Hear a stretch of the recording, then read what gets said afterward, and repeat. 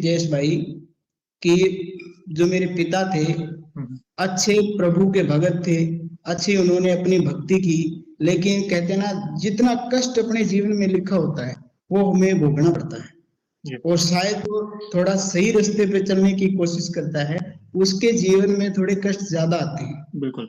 उनको हुआ पैरालिसिस का अटैक हो गया उनपे, डॉक्टर के पास लेके गए, डॉक्टर ने बताया कि इनको ब्रेन हेमरेज हुआ है, इनका जो दिमाग है, दिमाग के अंदर इनके ब्रेन हेमरेज हुआ है, कोमा में चले गए ये। जो मेरी स्थिति बचपन में थी, मेरे पिता की 2018 के अंदर वो स्थिति होगी। वो कहते हैं मैंने तो प्रभु से अरदास करी, प्रभु ये क्या कर दिया आपने।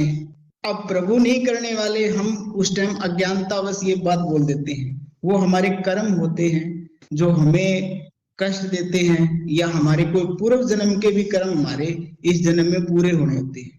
उस समय हनुमान जी, जैसे ही हम हॉस्पिटल मिलने जा रहे थे पिता को, रास्ते में हनुमान मंदिर, वहां पे मैंने सिर माथा झुकाया और प्रभु से क्या छुपा रहता है, प्रभु से क्या छुपा रहता है। उन्होंने मेरे मन की बात इस प्रकार जान ली कि आगे ही एक शॉप थी, शॉप पे जो बोर्ड लगा हुआ था उस पे मेरी नजर गई, उस पे लिखा हुआ था न्यू लाइफ।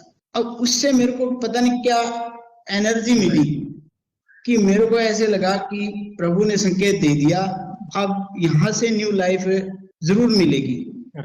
जैसे गए हॉस्पिटल के अंदर, डॉक्टर इधर से उधर घूम रहे थे, कह रहे ब्रेन हेमरेज के अंदर कोमा में गया हुआ बंदा 24 घंटे के अंदर बोल ही नहीं सकता।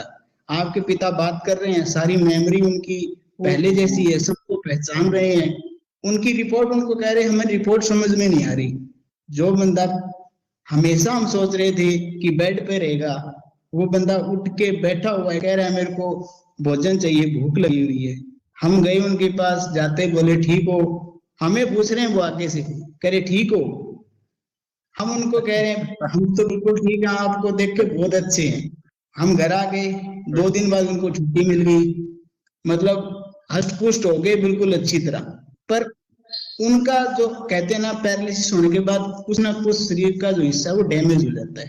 वो हमेशा अकेले बैठते थे, ये कहते थे, एक जो भजन है ना, सीताराम सीताराम कहिए, जहाँ विधि राखे राम वहां विधि रहिए।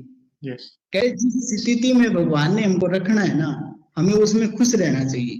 फिर 2020 का जो सन है वो आया, उनको प्रभु की कृपा मानी, कुछ मानी, को पता चल गया था भी मेरा समय आ चुका है।